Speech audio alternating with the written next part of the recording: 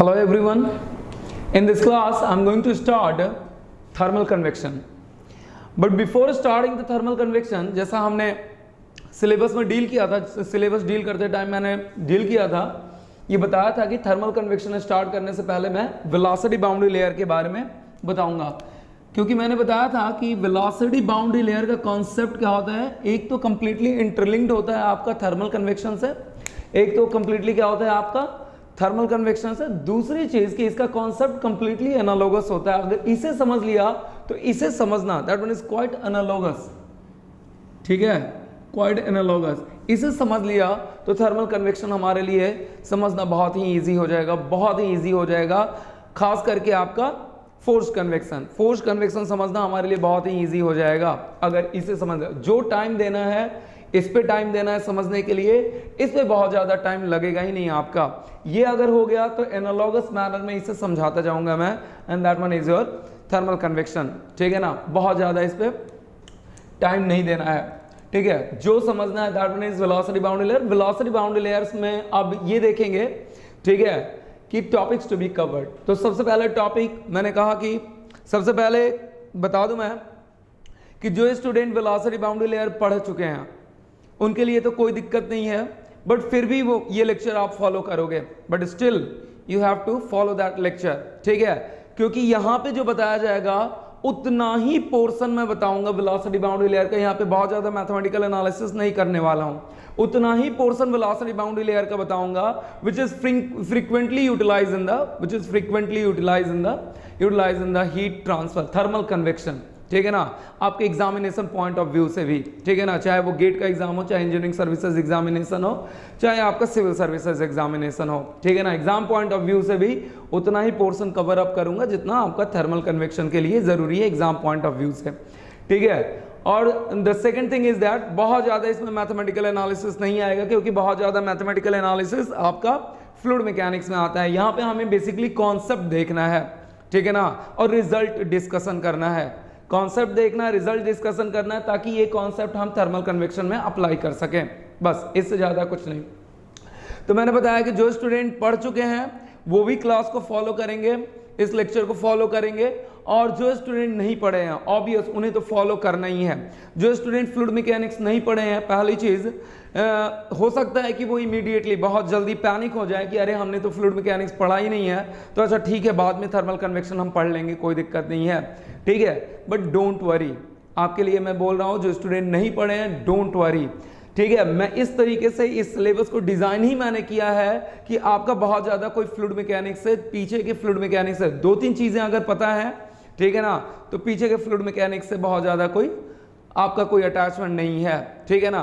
क्योंकि मैंने कहा कि ये पूरा का पूरा वेलोसिटी बाउंड्री लेयर सिर्फ एक प्रॉपर्टी, मेनली एक प्रॉपर्टी के कारण एग्जिस्ट करता है, मेनली एक प्रॉपर्टी। और आई होप जो स्टूडेंट नहीं भी पढ़े हैं विस्कोसिटी के बारे में तो थोड़ा बहुत जानते ही होंगे, इसलिए मैंने इस सिलेबस को इस तरीके से डिजाइन किया है कि जो स्टूडेंट ने फ्लूइड मैकेनिक्स नहीं भी पढ़ा है वो बहुत इजीली इन चीजों को समझ जाएंगे।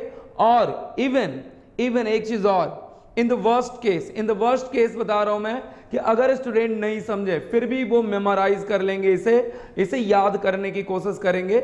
याद करके जब आप फ्लूइड मैकेनिक्स में पढ़ोगे तब अपने आप सारी चीजें क्लियर हो जाएंगे कि क्यों ऐसा हम हीट ट्रांसफर में पढ़े थे इन the fluid velocity boundary layer.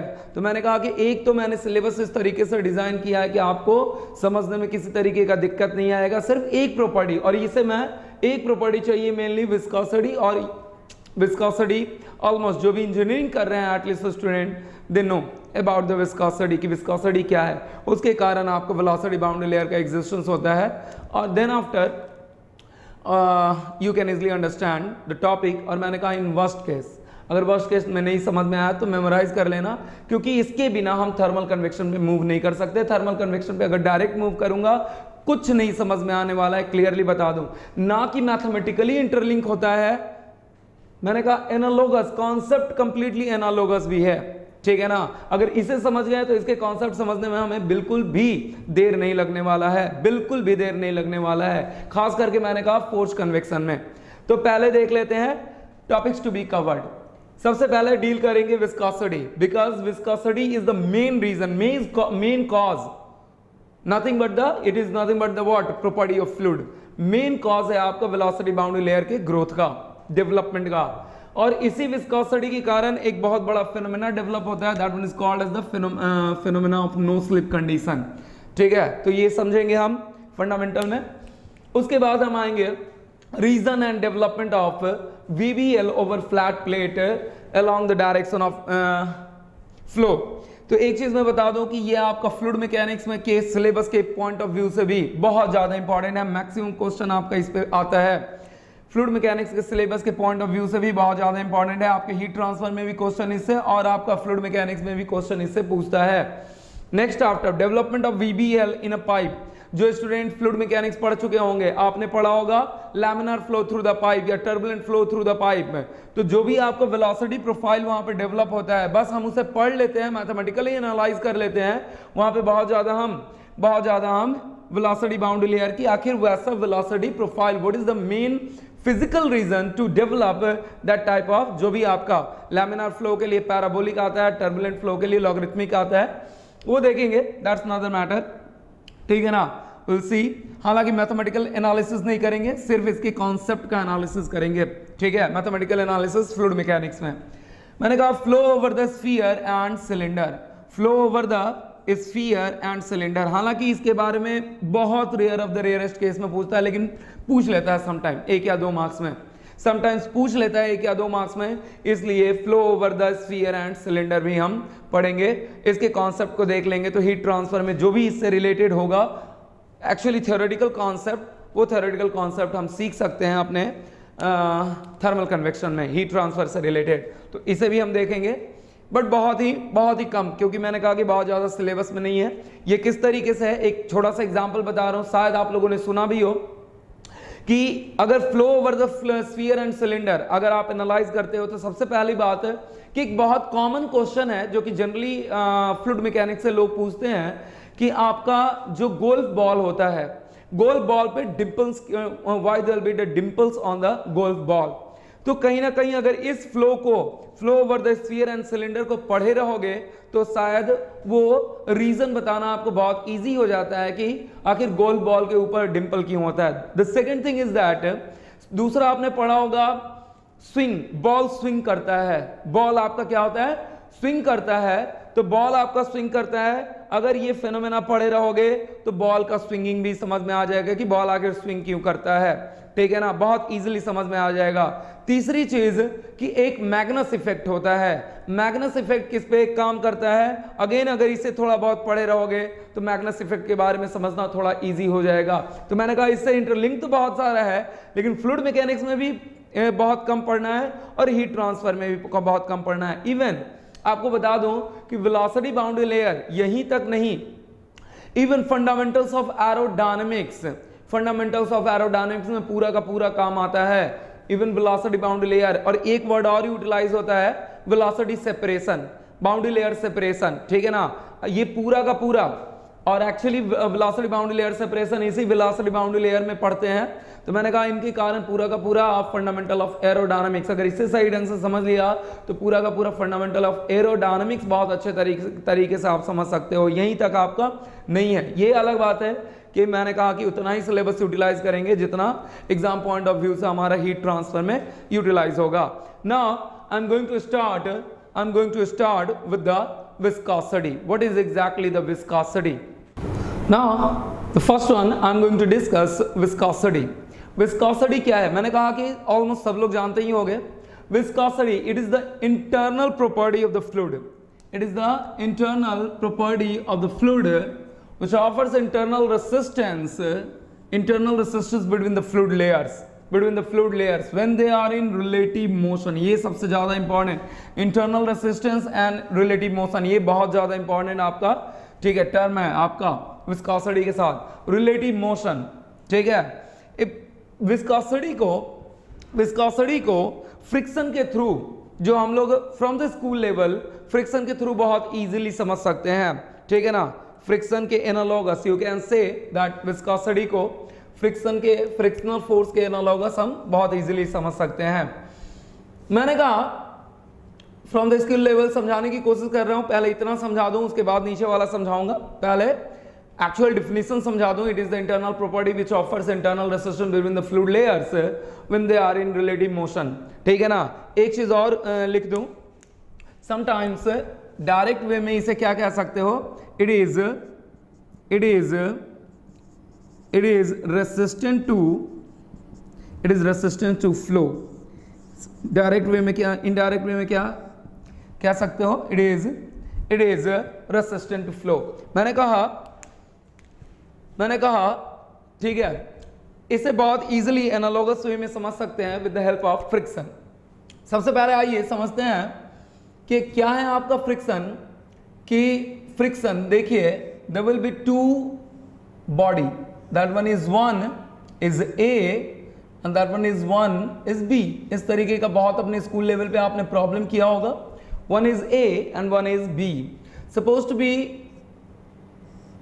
इसका V1 और इसका V2। V1 is greater than V2, V1 is greater than V2। तो क्या होगा आपका, सपोज टू बी इनके बीच आपका फ्रिक्शनल कोएफिशिएंट, इसे देखिए ध्यान से, म्यू एफआर से डिनोट कर रहा हूं, दोनों में कंफ्यूज मत होना। ये आपका विस्कोसिटी है, ठीक है ना, और ये आपका फ्रिक्शन इसलिए दिया है मैंने, that one is coefficient of friction. इन दोनों के बीच कोएफिशिएंट ऑफ फ्रिक्शन आपका क्या है, म्यू एफआर है। ध्यान से सुनते जाइएगा, बहुत ज्यादा कुछ नहीं करना है। मैंने कहा कि suppose to be V1 is greater than V2, तो मैंने कहा कि ए के रेस्पेक्ट में B किस साइड मूव करेगा, ए के रेस्पेक्ट में B आपका फॉरवर्ड डायरेक्शन में मूव करेगा। ए के रेस्पेक्ट में V1 is greater than V2, तो ए के रेस्पेक्ट में अगर आप ए को फ्रेम ऑफ रेफरेंस मानो तो ए के रेस्पेक्ट में B आपका आगे की तरफ मूव करेगा। ठीक है ना। जब ए के रेस्पेक्ट में बी आगे की तरफ मूव करेगा तो वी नो दैट, एक बहुत अच्छा पॉइंट आप लोग जानते हो, सब लोग जानते होगे आई होप, फ्रिक्शन ऑलवेज, बस ये कॉन्सेप्ट याद रखना है, always opposes relative, always opposes relative motion, always opposes the relative motion. हमेशा फ्रिक्शनल फोर्स क्या करता है, रिलेटिव मोशन को अपोज करता है। ठीक है, तो क्या करेगा, जब ये ए के रेस्पेक्ट में बी, ठीक है ना, ए के रेस्पेक्ट में बी आपका आगे की तरफ जा रहा है, तो क्या करेगा, ए आपका अगर फ्री बॉडी डायग्राम देखें तो ए आपका क्या करेगा, बी पे एक फ्रिक्शनल इफेक्ट लगाएगा। अगर फ्री बॉडी डायग्राम देखें हम, एक फ्री बॉडी डायग्राम देखें हम, तो व्हाट हैपन एग्जैक्टली, बी पे आपका एक फ्रिक्शनल इफेक्ट लगाएगा which is in opposite direction, opposite to relative motion, opposite direction of the relative motion. Frictional always opposes the relative motion.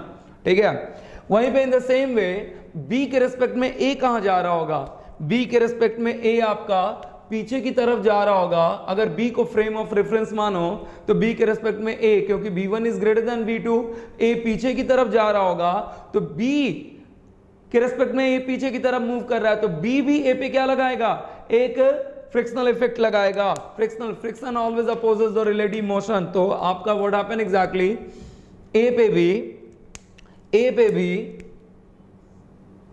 भी एक फ्रिक्शनल इफेक्ट लगेगा विच इज इन फॉरवर्ड डायरेक्शन, जो कि आपका, इसका मतलब क्या है, इसका मतलब क्या है, एक चीज तो ये क्लियर हो गया कि उसी तरीके से विस्कोसिटी में भी क्या है, internal resistance, internal property of the fluid, ये तो क्लियर है। इंटरनल रेसिस्टेंस क्रिएट कर रहा है, इंटरनल रेसिस्टेंस रिलेटिव मोशन के लिए। रिलेटिव जब आपके फ्लूइड किस में है, रिलेटिव मोशन में है, यानी कि कहीं ना कहीं विस्कोसिटी के कारण फ्लूइड लेयर्स के बीच भी एक ऐसा प्रॉपर्टी है जो फ्लूइड लेयर्स के बीच में भी क्या करेगा, फ्रिक्शनल इफेक्ट देगा। ये बात अलग है कि फ्लूइड लेयर्स के बीच के फ्रिक्शनल इफेक्ट को हम एक पर्टिकुलर फोर्स से डिनोट करते हैं, that one is called as the viscous force, but that viscous force is nothing but the internal resistance to flow when the fluid layers are in relative motion. ठीक है ना, एक दूसरे के relative motion में होंगे तो एक दूसरे के मोशन को अपोज करना ही करना है। इंटरनल रेसिस्टेंस ये क्या है, कुछ नहीं है, फ्रिक्शनल इफेक्ट है। ये बात अलग है कि फ्लूइड मैकेनिक्स में हम इस फ्रिक्शनल इफेक्ट को, फ्लूइड लेयर्स के बीच इस फ्रिक्शनल इफेक्ट को एक सर्टेन फोर्स से डिनोट करते हैं which is called as the, I hope you know very well, viscous force, या that one is called as the resisting force, resisting force. लेकिन कब? जब फ्लूइड आपका रिलेटिव मोशन में होगा। जब आपका फ्लूइड रिलेटिव मोशन में होगा। अगर रिलेटिव मोशन नहीं होगा तो आपका रेसिस्टिंग फोर्स, ठीक है। इन द सेम वे, तो मैंने कहा इन द सेम में ये भी आपका कहीं ना कहीं फ्रिक्शन, ये एक ऐसा प्रॉपर्टी है जिसके कारण फ्लूइड लेयर्स के बीच भी आपका एक फ्रिक्शनल इफेक्ट देगा, और फ्रिक्शनल इफेक्ट देने के कारण क्या होगा आपका, व्हाट हैपन एग्जैक्टली, आपका रिलेटिव मोशन अगर होगा तो इसके मोशन को अपोज करेगा। The fluid layers always opposes their relative motion, always they are opposes their relative motion due to the viscosity। समझाने की कोशिश कर रहा हूं, ध्यान से सुनना। that one is supposed to be the fluid layers, that one is supposed to be the fluid layers, that one is supposed to be the fluid layers। ये आपका V1, that one is V2, that one is V3, that one is V4। मान लीजिए V1 is greater than V2 is greater than V3 is greater than V4, तो मैंने कहा इनके बीच भी रिलेटिव मोशन है, इनके बीच भी फ्रिक्शन अपीयर होगा, that one is called as the viscous effect, viscous force. और ये क्या, किसके कारण? विस्कोसिटी के कारण। तो मैंने कहा ये जब तेजी से मूव कर रहा है, इस लेयर का नाम दे देते हैं, ठीक है ना, लेयर का नाम दे देते हैं, तो समझना 1 2 3 4, ये चारों लेयर का नाम दे देते हैं। 2 के रिस्पेक्ट में 1 कहाँ मूव कर रहा है? आगे की तरफ मूव कर रहा है, आगे की तरफ मूव कर रहा है। तो ये लेयर, दूसरा लेयर एक क्या हो करेगा, एक रेसिस्टेंस इफेक्ट लगाएगा which is in backward direction. लेकिन वहीं पे 1 के रेस्पेक्ट में 2 कहाँ मूव कर रहा है? 1 के रेस्पेक्ट में 2 पीछे की ओर, तो ये क्या करेगा, इसी लेयर पे आगे की तरफ आपका इफेक्ट लगाएगा। इन द सेम वे ये लेयर फिर बैकवर्ड, ये लेयर, ठीक है ना, 3 आपके 2 पे क्या लगाएगा, 3 आपके 2 पे क्या लगाएगा, बैकवर्ड डायरेक्शन में लगाएगा अगेन, और 2 आपके 3 पे क्या लगाएगा, अगेन फॉरवर्ड डायरेक्शन में लगाएगा। 4 आपके 3 पे क्या लगाएगा, अगेन बैकवर्ड डायरेक्शन में लगाएगा, और 3 आपके 4 पे लगाएगा फॉरवर्ड डायरेक्शन में। इस तरीके से आपका फोर्स चलेगा लेयर टू लेयर। ये भी आपका फ्रिक्शनल इफेक्ट है फ्लूइड मैकेनिक्स में। That force particularly denoted as the frictional effect को क्या डिनोट करते हैं, विस्कस इफेक्ट से डिनोट करते हैं। तो इस तरीके से यहाँ पे भी the viscous effect due to the viscosity also opposes the relative motion. अब क्या करेगा, जब ये V1 पे 1 लेयर पे 2 आपका एक बैकवर्ड डायरेक्शन में फोर्स लगा रहा है, तो क्या करेगा, इसका मतलब क्या, इसके वेलोसिटी को 1 के वेलोसिटी को 2 क्या करने की कोशिश कर रहा है, 2 अपोज करने की कोशिश कर रहा है। व्हाट इज दैट मीनिंग, इसका मीनिंग क्या होगा, ड्यू टू, अब अगले लैंग्वेज पे आते हैं, due to it slower layer 2 क्या है आपका, स्लोअर लेयर है। 1 के रिस्पेक्ट में क्या है, स्लोअर, ये बात अलग है कि 3 के रिस्पेक्ट में faster layer, that's not the matter, लेकिन 1 के रिस्पेक्ट में slower layer tries to slow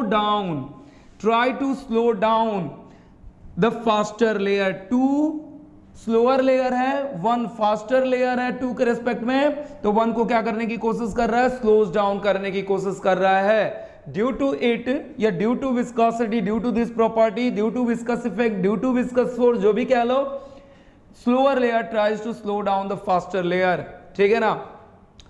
ये पहली बात। इसका वाइस वर्सा भी पॉसिबल है। इसका वाइस वर्सा कैसे पॉसिबल है, वाइस वर्सा का मतलब the faster layer tries to improve the velocity of the slower layer, the faster layer tries to improve the velocity of, increase the velocity of the slower layer, ठीक है ना।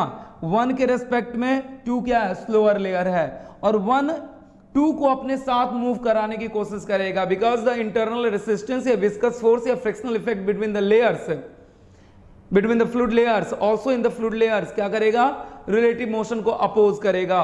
तो ये क्या करेगा, मैंने रेड कलर से इसीलिए डिनोट किया है, 1 क्या करेगा, 1 2 पे आपका फॉरवर्ड डायरेक्शन में आपका, तो 1 क्या चाहेगा, 2 को अपने साथ मूव कराने की कोशिश करेगा। एज अ रिजल्ट दूसरे लेयर के वेलोसिटी को क्या चाहेगा, इंप्रूव करने की कोशिश करेगा। तो मैंने कहा इसका वाइस वर्सा भी पॉसिबल है, तो इसका वाइस वर्सा लिख देता हूं, it's vice versa is also true, इस vice versa is also true, ठीक है। उसके बाद आपका फुल स्टॉप के बाद अब क्या है, it can only be manifested it can only be manifested or realized, it can only be manifested or realized when fluid layers are in relative motion, when fluid layers are in relative, when the fluid layers are in relative motion. ठीक है, इसे भी समझेंगे, don't worry. It can only be realised when fluid layers are in relative motion. यानी कि इसका मतलब यह है कि विस्कोसिटी एक मात्र ऐसा प्रॉपर्टी है, एक ऐसा प्रॉपर्टी है, ठीक है, जो कि हम रियलाइज, प्रॉपर्टी तो है फ्लूइड का, लेकिन हम रियलाइज कब कर पाएंगे?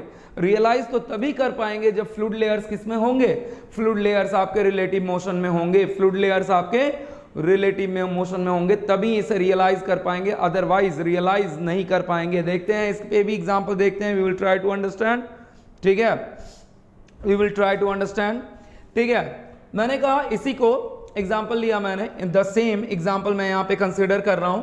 ठीक है, सेम एग्जांपल कंसीडर कर रहा हूं. ठीक है, friction always opposes the relative motion. Same example consider कर रहा हूं मैंने क्या किया, दोनों का वेलोसिटी v ले लिया सपोज टू बी. ठीक है, इसी a और b के बीच, a और b के बीच दोनों के वेलोसिटी को v ले लिया. दोनों की वेलोसिटी को v लेने का मतलब क्या? दोनों के वेलोसिटी को v लेने का मतलब क्या? दोनों के वेलोसिटी को v लेने का मतलब सेम वेलोसिटी से साइमल्टेनियसली इंपार्ट किया मैंने, सेम वेलोसिटी से साइमल्टेनियसली इंपार्ट किया मैंने. अब क्या करना, अपना एग्जांपल अपने घर पे भी देख सकते हो, कोई दिक्कत नहीं है. दोनों पाम को क्या करना, कांटेक्ट में करना, और इनके बीच रिलेटिव मोशन मत करना. इनके बीच रिलेटिव मोशन करोगे तो आप क्या करोगे, you can easily realise there will be the friction होगा आपका. लेकिन क्या करना, इन दोनों को साइमल्टेनियसली इंपार्ट करना. You don't realise any friction, इन दोनों को साइमल्टेनियसली इंपार्ट करना. You can easily realise the you can easily realize the phenomena. there will be no any friction अगर simultaneously impart करेंगे तो, because मैंने कहा friction always opposes. friction appear तभी होगा जब आपका relative motion होगा या relativity क्रिएट करने की कोशिश करेंगे, या रिलेटिविटी क्रिएट करने की कोशिश करेंगे, तभी आपका फ्रिक्शन अपीयर होगा, अदरवाइज फ्रिक्शन का कोई एग्जिस्टेंस नहीं रहेगा. ठीक है ना. तो मैंने कहा कि v और v को साइमल्टेनियसली इंपार्ट किया, the friction force will be zero, the friction force will be zero, there will be no any. ठीक है, in the same way मैंने फ्लूइड को क्या किया, फ्लूइड लेयर को भी सबको v वेलोसिटी से इंपार्ट, सारे लेयर्स की वेलोसिटी क्या हो गई, सेम हो गई. तो इनके बीच भी frictional effect is equal to zero. या पर इसमें क्या कहते हैं, एक पर्टिकुलर नाम दे देते हैं, इसमें एक पर्टिकुलर नाम दे देते हैं इस फ्रिक्शनल इफेक्ट का. That one is called as a viscous force. That one is FB is equal to 0. तो मैंने कहा सारे लेयर्स की वेलोसिटी होगी. एक चीज और, जनरली स्टूडेंट पूछते हैं ये बात कि सर ये मतलब ऐसा प्रॉपर्टी हुआ कि ये जब फ्लूइड आपका रिलेटिव में आएगा, ठीक है, तभी ये मतलब प्रॉपर्टी आपका एग्जिस्ट करेगा, अदरवाइज प्रॉपर्टी फ्लूइड का एग्जिस्ट नहीं करेगा. कहने का अर्थ यही है. मतलब इस स्टूडेंट जनरली ये पूछते हैं, स्टूडेंट समझिए इस क्वेश्चन क्या है, स्टूडेंट जनरली पूछते हैं ये है कि इसका मतलब ये एक ऐसा प्रॉपर्टी है जो फ्लूइड आपका रेस्ट में रहेगा तो इसका कोई वैल्यू नहीं है, इसका वैल्यू 0 है. म्यू इज इक्वल टू 0 होगा जब फ्लूइड आपका रेस्ट में रहेगा, या साइमल्टेनियसली सारे वेलोसिटी सेम रहेंगे. इवन फ्लूइड आपका रेस्ट में भी रहेगा, अगर सबकी वेलोसिटी 0 कर दूं, सबका वेलोसिटी सेम या सबकी वेलोसिटी 0 कर दूं, एक कंटेनर है जिसमें वाटर रेस्ट में है, वाटर के लेयर्स रेस्ट में है, तो इनके लिए क्या होगा, इनके लिए आपका फ्रिक्शनल इफेक्ट 0 होगा, या FV इज इक्वल टू क्या होगा, इनके लिए भी 0 होगा. कोई रिलेटिव मोशन तो है नहीं, रिलेटिव मोशन नहीं है, तो फ्रिक्शनल इफेक्ट क्या होगा, इनके बीच 0 होगा.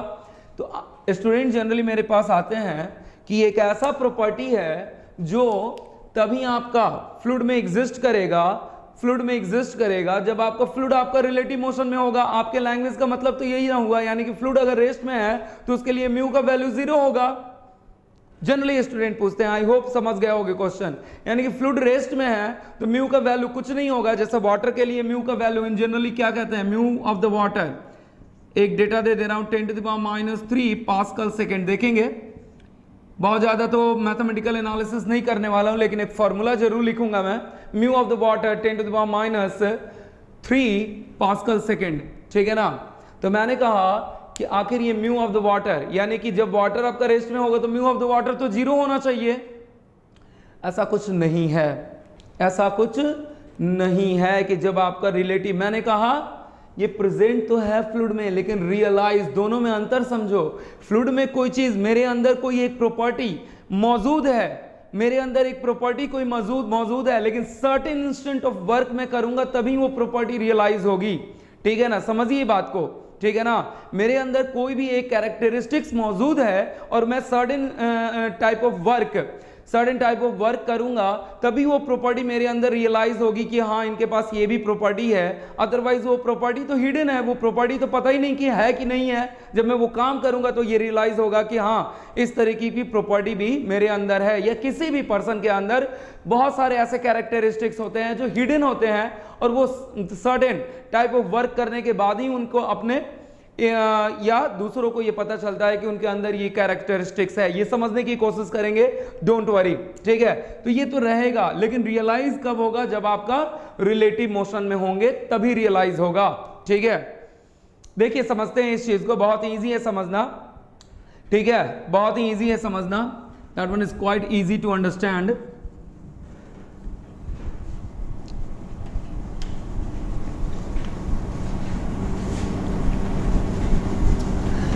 जनरली फ्रिक्शन के बारे में, फ्रिक्शन से ही समझेंगे ऑब्वियस, उसके बाद इस पे फ्लूइड पे आएंगे। फ्रिक्शन के बारे में स्टूडेंट का एक जनरल परसेप्शन है, फ्रिक्शन के बारे में स्टूडेंट का एक जनरल परसेप्शन है। परसेप्शन क्या है कि दो सरफेस के बीच फ्रिक्शन तब आपका लगता है when there will be the surface irregularities, surface irregularities. दोनों के बीच सरफेस, एक सरफेस के लिए रेड कलर डिनोट किया मैंने, दूसरे सरफेस के लिए ब्लू कलर यूटिलाइज किया मैंने। जब सरफेस इरेगुलरिटीज होगा और यही सरफेस इरेगुलरिटीज आपस में इंटरलॉकिंग होता है, आपस में इंटरलॉक करते हैं दोनों सरफेस के, then there will be the frictional effect, ठीक है ना। ध्यान से समझिएगा, मैं इस विस्कोसिटी को इसलिए समझाने की कोशिश कर रहा हूं, that one is the base of your velocity boundary layer.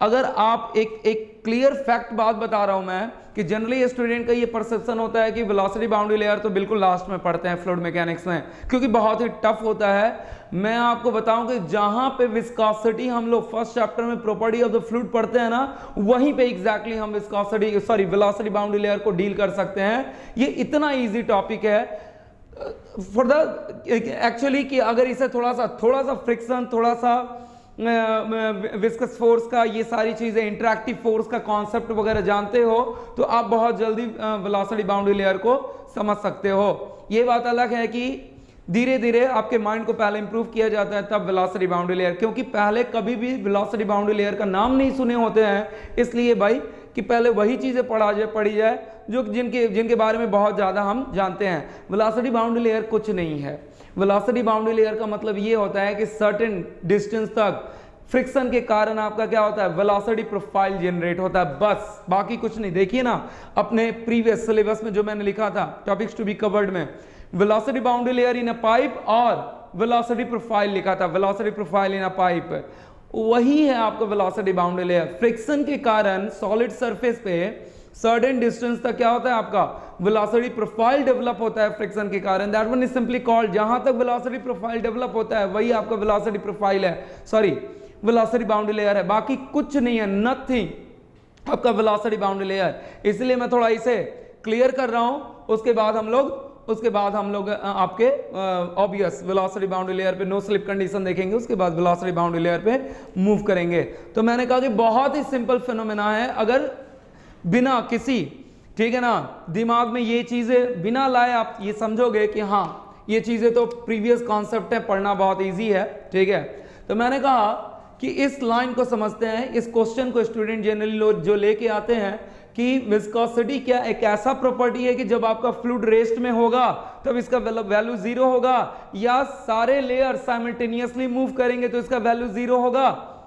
नहीं, उस केस में भी फ्रिक्शन का विस्कोसिटी का वैल्यू रहेगा, विस्कस फोर्स का वैल्यू जीरो हो जाएगा, ठीक है ना। विस्कोसिटी तो प्रॉपर्टी, इंटरनल प्रॉपर्टी है, वो तो रहेगा ही रहेगा। मैंने समझा दिया कि ह्यूमन लाइफ में भी बहुत ऐसे लोग हैं जो कि जिनके अंदर बहुत सारी हिडन प्रॉपर्टी होती है, सर्टेन टाइम पे ही आपका वो प्रॉपर्टी आपको दिखती है, अदरवाइज फिर वो हिडन हो जाता है। इन द सेम वे मैंने कहा फ्रिक्शनल इफेक्ट जीरो होगा, लेकिन ये विस्कोसिटी तो अपीयर रहेगा ही, ठीक है। ये बात अलग है कि रियलाइज हम सिर्फ कब कर पाते हैं, जब रिलेटिव मोशन में होता है। ये प्रॉपर्टी एक ऐसा हिडन प्रॉपर्टी है फ्लूइड का।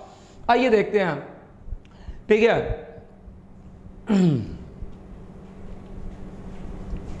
मैंने कहा एक सिंपल फ्रिक्शन के थ्रू समझते हैं। मैंने कहा एक जनरल परसेप्शन है स्टूडेंट का कि फ्रिक्शनल इफेक्ट क्यों प्रेजेंट होता है, because of the irregularities, surface irregularities, surface roughness, surface asperities, जो भी कह लो, ठीक है। तो दोनों का इंटरलॉकिंग होता है, जिसके कारण आपका मूवमेंट में फ्रिक्शनल इफेक्ट क्रिएट होता है। मैंने कहा कि सपोज टू बी ये यहां पे दोनों रेस्ट में है, ये ए है और ये सरफेस है, कोई सरफेस है, दोनों रेस्ट में है, रेस्ट में ही है, और साथ ही मैंने इस पे कोई रिलेटिविटी मेंटेन करने की कोशिश भी नहीं कर रहा हूं। I am not going to try any to maintain the relativity between the block A and the surface, ठीक है। जब रिलेटिविटी मेंटेन करने की कोशिश नहीं कर रहा हूं तो ऐसा थोड़ी ना।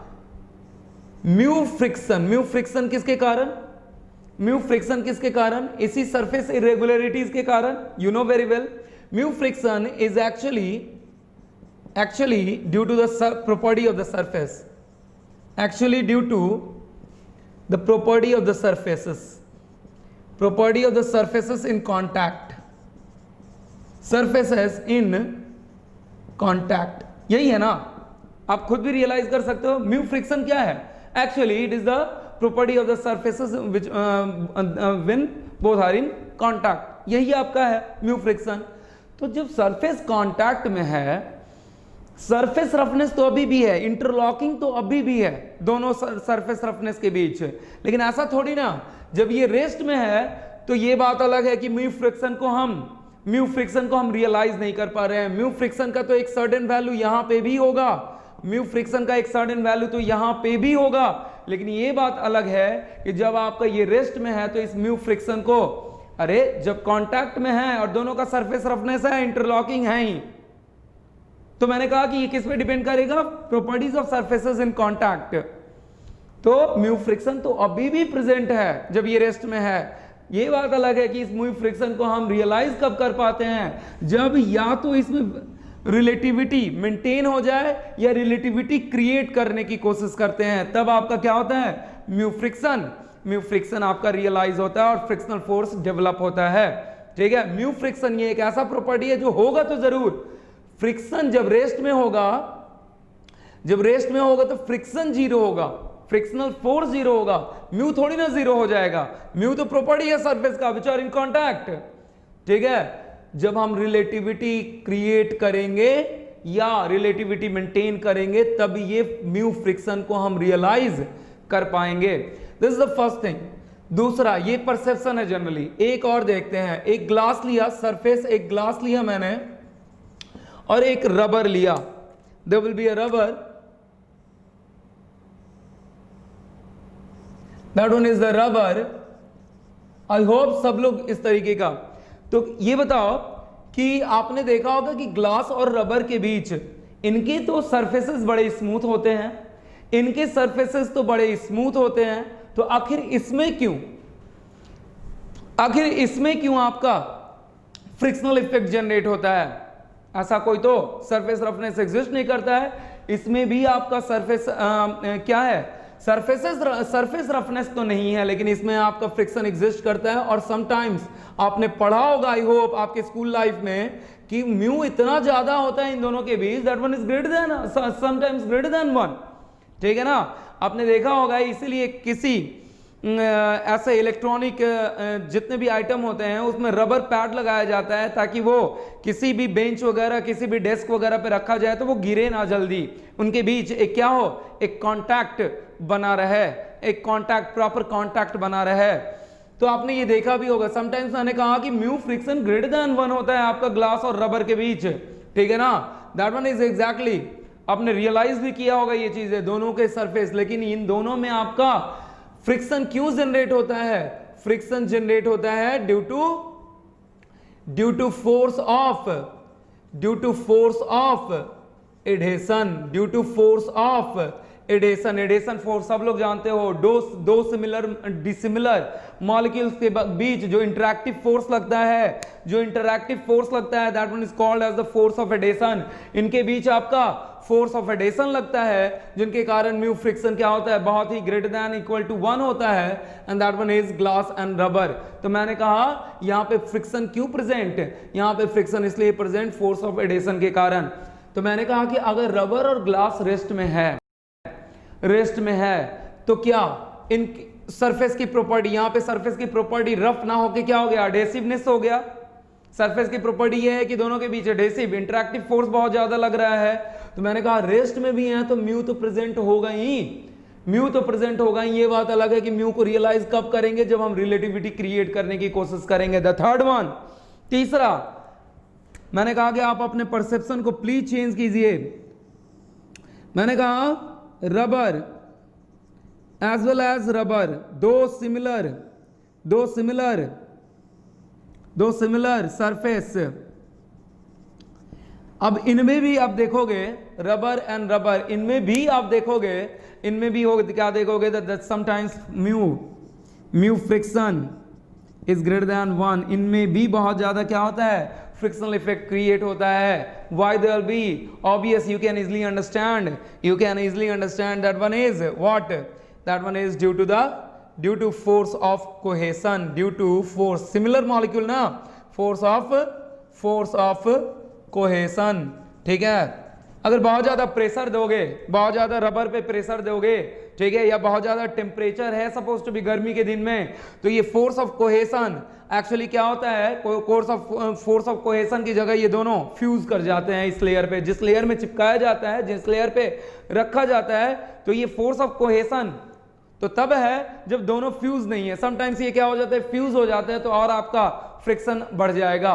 ठीक है ना, फ्यूज हो जाते हैं, ठीक है ना, फोर्स ऑफ कोहेशन और ज्यादा बढ़ जाएगा, और फोर्स ऑफ कोहेशन बढ़ने के कारण फ्रिक्शन और ज्यादा बढ़ जाएगा। That one is exactly, temperature बहुत ज्यादा हो या सर्टेन प्रेशर आपने अप्लाई किया, तो पता चलेगा कि सरफेस ही फ्यूज कर गया आपका, जिसके कारण फ्रिक्शन और इंक्रीज हो जाएगा। जब फ्यूज नहीं किया तब भी कोहेशन है, फ्यूज कर गया तो ऑब्वियस तब तो और ज्यादा। ठीक है ना, तो मैंने कहा फ्रिक्शन, अब ये भी रेस्ट में है तो सरफेस की प्रॉपर्टी तो एग्जिस्ट करेगा ही, म्यू तो एग्जिस्ट करेगा ही। जब तक ये रियलाइज कब करेंगे? ये रियलाइज तब करेंगे जब रिलेटिविटी मेंटेन करेंगे, try to maintain the relativity. तो मैंने कहा कि यानी कि in the same way mu भी यहां पे क्या है? हिडन प्रॉपर्टी है, कॉन्टैक्ट सरफेस का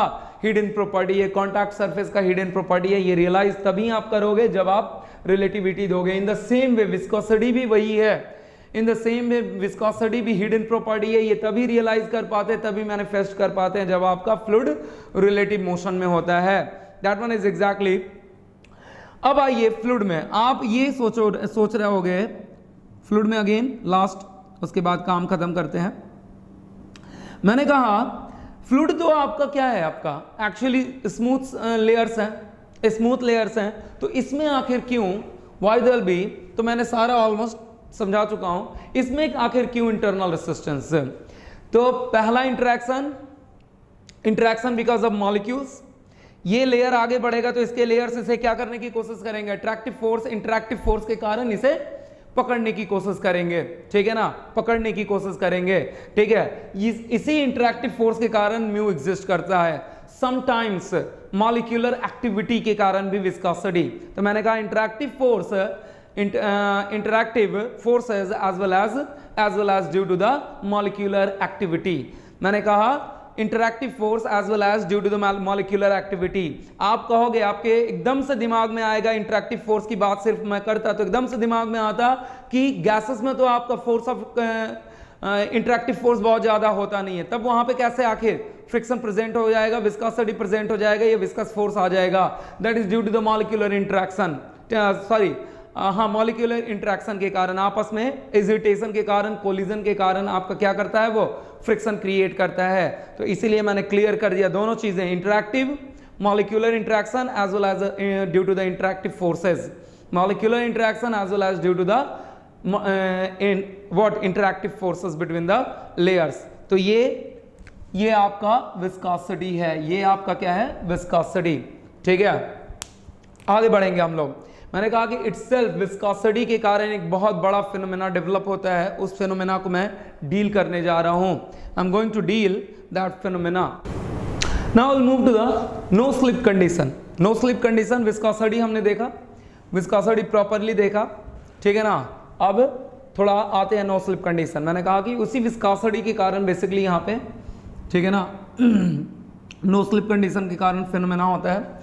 समझते हैं, सपोज टू बी कोई भी सॉलिड सरफेस है, देखिए यहाँ पे all experimental observation indicate when a fluid flows over a solid surface. अभी आगे डिफाइन नहीं करूंगा, पहले समझाऊंगा। सॉलिड सरफेस और इन अ पाइप, यानी कि सॉलिड सरफेस कांटेक्ट में होना चाहिए, मतलब एक सॉलिड सरफेस जरूर आना चाहिए फ्लूइड जब फ्लो कर रहा है। तो पाइप भी आपका सॉलिड सरफेस है या नॉन पोरस कह सकते हो समटाइम्स सॉलिड सरफेस की जगह। तो आगे अभी लैंग्वेज नहीं बताऊंगा, आगे समझाऊंगा, आगे पहले इसे समझेंगे, then after we will come to the language, ठीक है ना। तो मैंने कहा सपोज टू बी एक सॉलिड सरफेस रखा हुआ है, एक इस तरीके से प्लेट रखा हुआ है, suppose to be the plate of that, the width of that plate is normal to the plane of board. इस तरीके से आपका एक प्लेट रखा हुआ है, सपोज टू बी इस तरीके से एक प्लेट रखा हुआ है, तो प्लेट का सामने वाला ही लेंथ देख सकते हो। Actually the width of the plate is normal to the plane of board, इस तरीके से रखा हुआ है। हालांकि कई स्टूडेंट फिर ये कंफ्यूज कर जाएंगे कि क्या फ्लैट प्लेट के केस में ही नो स्लिप कंडीशन होगा? नहीं, किसी तरीके का इरेगुलर बॉडी हो जाए, सॉलिड सरफेस होना चाहिए। बट हमारा सिलेबस भी फ्लैट प्लेट से ज्यादा, इसलिए फ्लैट प्लेट ही समझते हैं। मैंने कहा किसी तरीके का इरेगुलर बॉडी होता है जब region of growth of the velocity boundary layer देखेंगे तो हम एक इरेगुलर बॉडी ही लेंगे, ठीक है, कोई फ्लैट प्लेट नहीं लेने वाले हैं। कोई भी इरेगुलर बॉडी और उस इरेगुलर बॉडी पे आपका फ्लो आएगा तो आपका नो स्लिप कंडीशन एग्जिस्ट कर सकता है, ठीक है, कोई भी इरेगुलर बॉडी हो। ध्यान से देखिए, मैंने कहा ये एक ऐसा फ्लो लेयर है, एक सर्टेन टाइप ऑफ फ्लो है, that one is called as a free stream. ये एक सर्टेन टाइप ऑफ फ्लो है जिसे क्या कहते हैं हम? फ्री स्ट्रीम कहते हैं। फ्री स्ट्रीम की वेलोसिटी को इन जनरली u इंफिनिटी से डिनोट करते हैं, ठीक है ना, फ्री स्ट्रीम कहलाता है ये, ठीक है ना। अब फ्री स्ट्रीम के लिए क्या होता है आपका? All layers having same velocity, all layers having same velocity. देखिए ध्यान से, all layers having same velocity का मतलब इसमें फ्रिक्शनल इफेक्ट, इट मींस सबसे पहले थोड़ा फ्री स्ट्रीम के बारे में बता लूं क्योंकि आपके इंजीनियरिंग सर्विसेज में एक दो क्वेश्चन भी ऑब्जेक्टिव में आया था, ठीक है। तो पहले फ्री स्ट्रीम के बारे में डील कर ले रहा हूं। सबसे पहली बात कि सारे लेयर्स अगर सेम वेलोसिटी पे हैं तो इसमें फ्रिक्शनल इफेक्ट क्या होगा? व्हाट अबाउट द, अब ये मत कहना कि विस्कोसिटी जीरो हो जाएगा। विस्कोसिटी के लिए प्रॉपर समझा चुका हूं कि चाहे वेलोसिटी सेम हो, रेस्ट में हो, ये ऐसा हिडन प्रॉपर्टी है जब तभी रियलाइज कर पाते हैं जब आपका रिलेटिविटी, विस्कोसिटी तो होगा लेकिन फ्रिक्शनल इफेक्ट क्या होगा? आपका जीरो होगा, ठीक है, फ्रिक्शनल इफेक्ट जीरो होगा। प्रॉपर्टी तो होगा, मैंने कहा कि जिस तरीके से कांटेक्ट सरफेस के बीच म्यू तो फ्रिक्शन, कोएफिशिएंट ऑफ फ्रिक्शन तो मौजूद रहेगा, लेकिन रियलाइज कब करोगे? जब रिलेटिविटी मेंटेन करने की कोशिश करोगे। इन द सेम में फ्रिक्शन जीरो होगा। आइए देखते हैं, यानी कि फ्रिक्शन जीरो होने का मतलब if v जीरो होगा viscous force, and viscous force is nothing but the resisting force, एक थोड़ा सा सब लोग जानते होंगे कि किसी भी बॉडी में अगर हम फोर्स लगाएं, किसी भी बॉडी में अगर हम फोर्स लगाएं, इंटरनल रेसिस्टेंस क्रिएट होता है, इंटरनल रेसिस्टेंस क्रिएट होता है, और जितना ही ज्यादा इंटरनल रेसिस्टेंस क्रिएट होगा that one is exactly called as the strength of the material, that one is called as the strength of the material. और इस इंटरनल रेसिस्टेंस के कारण क्या क्रिएट होता है? शियर स्ट्रेस जनरेट होता है, ठीक है। तो मैंने कहा कि जब रिलेटिविटी मेंटेन होता है तो यहां पे भी क्या होता है? एक रेसिस्टिंग फोर्स आता है। उस रेसिस्टिंग फोर्स के कारण क्या जनरेट होता है? फ्रिक्शनल इफेक्ट आता है। फ्रिक्शनल इफेक्ट कह लो, बिटवीन द लेयर्स कह लो, या रेसिस्टिंग फोर्स कह लो, जो कहना आप कह लो। उसके कारण क्या आता है? वहां पे भी एक फ्लूइड में भी आपका एक शियर स्ट्रेस डेवलप होता है, क्योंकि फ्रिक्शनल इफेक्ट तो हमेशा क्या होगा? पैरेलल टू द सरफेस ना। और आप जानते हो कि कहीं पे भी पैरेलल टू द सरफेस अगर फोर्स लगे तो क्या होगा? शियर स्ट्रेस जनरेट होगा। फ्रिक्शनल इफेक्ट हमेशा कैसे? Parallel to the fluid surface, और parallel to the fluid surface अगर होगा तो शियर स्ट्रेस जनरेट होगा। हालांकि फ्लूइड में आपका नॉर्मल स्ट्रेस भी जनरेट होता है, that normal stress is actually called as the pressure in the fluid mechanics, ठीक है ना। बट डोंट वरी, अभी हमें शियर स्ट्रेस से मतलब है। तो मैंने कहा रेसिस्टिंग फोर्स पैरेलल होगा जिसके कारण एक स्ट्रेस जनरेट होगा and that one is called as the tau. Tau generate होता है और ये टॉ जनरेट होता है इसी रेसिस्टिंग फोर्स के कारण या विस्कस फोर्स के कारण, that one is called as the viscous shearing stress. Viscous shearing stress, viscous shearing stress, ठीक है। That one is actually called as the viscous shearing, that one is called as actually viscous shearing stress. Tau आपका होगा and tau is written as, मैं यहां पे derivation नहीं करवाने जाऊंगा प्लीज, डेरिवेशन आपका फ्लूइड मैकेनिक्स का पार्ट है। सिर्फ मैं लिखूंगा tau is equal to mu into d u by d y. Mu is again dynamic viscosity, mu is again dynamic viscosity. Mu का यूनिट होता है पास्कल सेकेंड, याद रखना, ठीक है।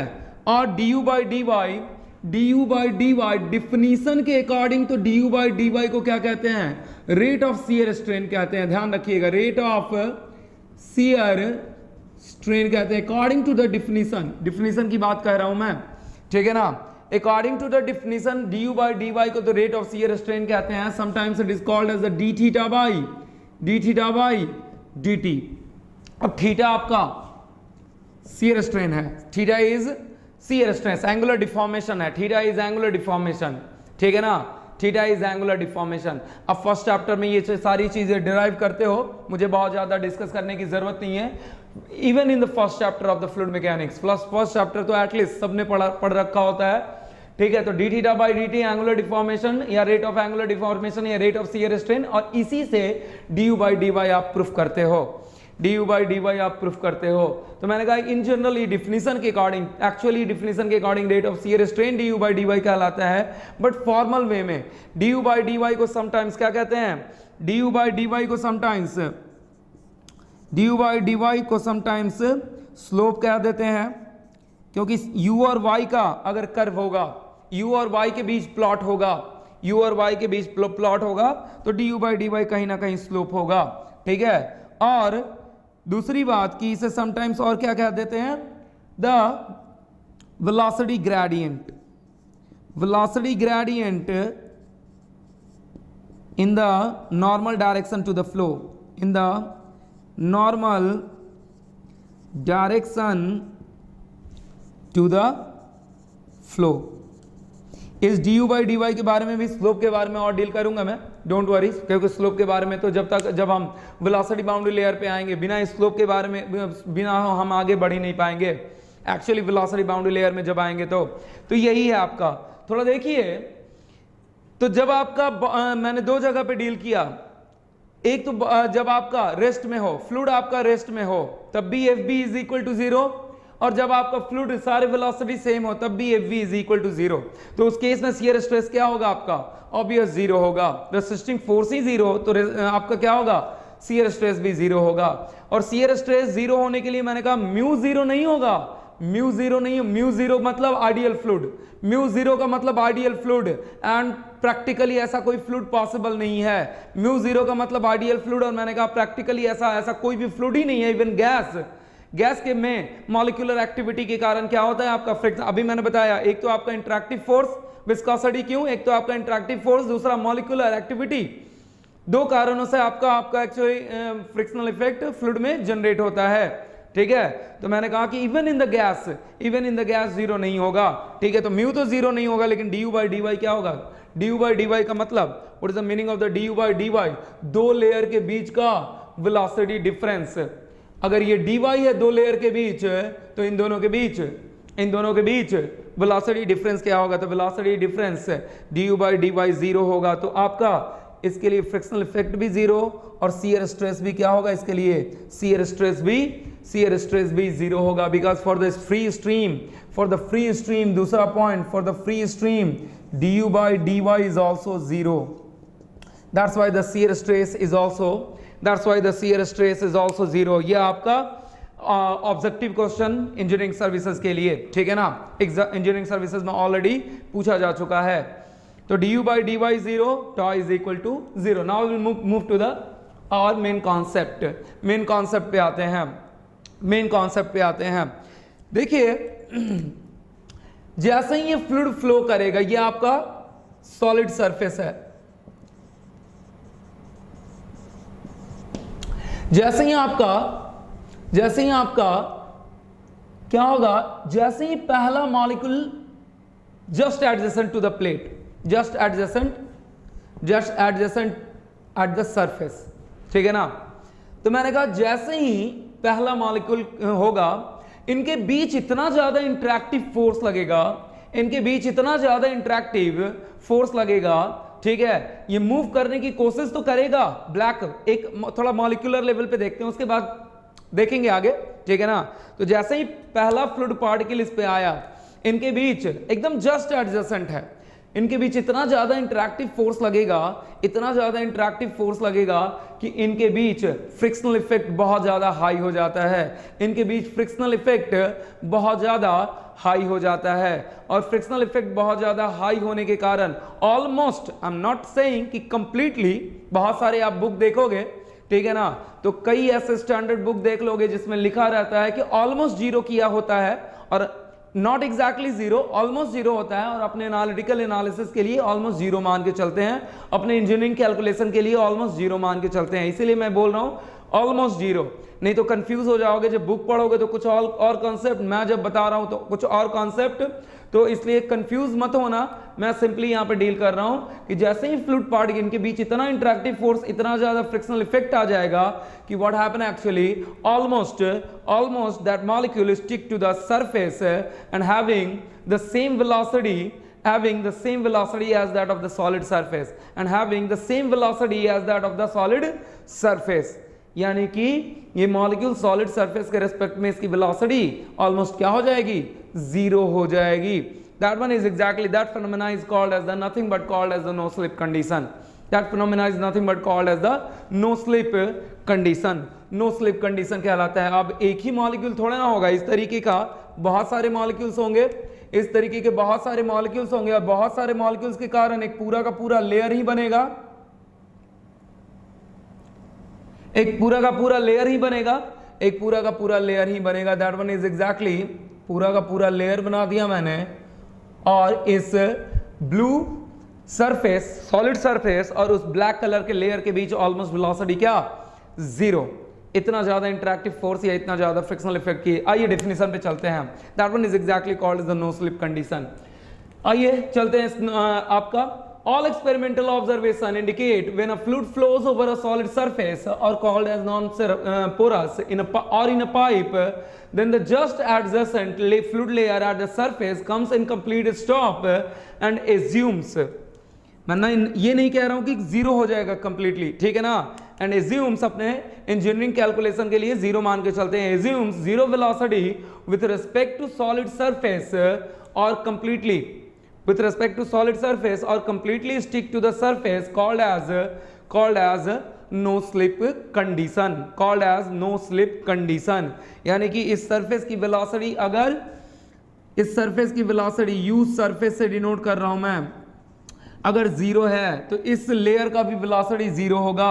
अगर इस सरफेस की velocity use surface not equal to zero है, या फिर सर्टेन कोई वैल्यू मान ले रहा हूं मैं, that one is supposed to be क्या us है, u सरफेस का वेलोसिटी एक सर्टेन us मान लिया, तो इस लेयर की velocity same as that of the solid surface, क्योंकि इनके बीच रिलेटिविटी जीरो, इनके बीच रिलेटिविटी जीरो, तो ब्लैक कलर के लेयर का भी वेलोसिटी us के बराबर ही होगा, ब्लैक कलर के लेयर का भी वेलोसिटी us के बराबर ही होगा। That one is called as the no slip condition. अभी इस नो स्लिप कंडीशन के कारण एक्चुअली फिनोमेना जनरेट होता है, उसके बारे में अभी सिर्फ लिखूंगा और एक एक करके बताऊंगा मैं, ठीक है, ताकि ये रियलाइज हो जाए कि क्या क्या है। I am going to erase it actually, ठीक है, सिर्फ थोड़ा कॉन्सिक्वेंसेस देख लें, इसका कॉन्सिक्वेंसेस। सबसे पहले तो एक पॉइंट लिखूंगा, सबसे पहले तो एक पॉइंट लिखूंगा जो अपने आप में बहुत ज्यादा इंपॉर्टेंट है। The fluid property which is responsible for which is responsible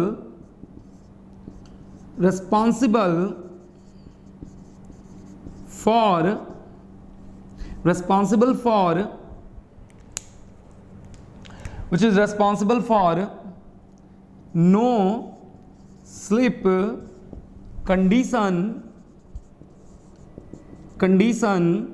is called as viscosity. obvious, ठीक है ना. अगर फ्लूइड में विस्कोसिटी ना पाया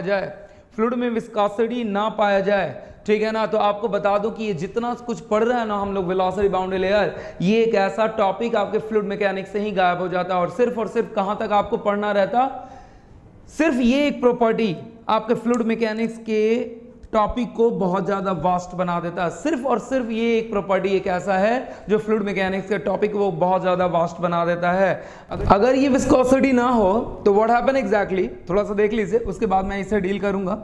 ये विस्कोसिटी ना हो तो व्हाट हैपन एक्चुअली, जो यहाँ पे नो स्लिप कंडीशन आ रही, that one is supposed to be u infinity. यहाँ पे जो मॉलिक्यूल आ रहे हैं या बहुत सारे मॉलिक्यूल मिलके क्या बनेगा, फ्लूइड पार्टिकल मिलके एक कंप्लीट लेयर बनेंगे. इस एडजेसेंट लेयर का भी, ये आपका सॉलिड सरफेस है.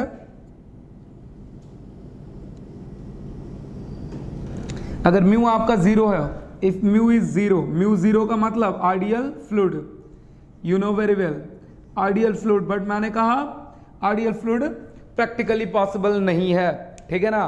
तो यहां पे भी क्या होगा, यहां पे भी सेम वेलोसिटी में मेंटेन होगा और आपका किसी तरीके का नो स्लिप कंडीशन एग्जिस्ट नहीं करेगा. बिकॉज द इंटरेक्टिव फोर्स आपका म्यू जीरो, तो interactive force between the plate and fluid as well as fluid to fluid interactive force, सब के सब जीरो. किसी तरीके का इंटरेक्टिव फोर्स नहीं, ना सेम मॉलिक्यूल के बीच, ना किसी भी अदर मॉलिक्यूल के बीच. That's why that no slip condition will be not there. And surface पे भी आपका यू इन्फिनिटी रह जाएगा और सरफेस पे भी यू इन्फिनिटी रह जाएगा, तो ना ही नो स्लिप कंडीशन होगा.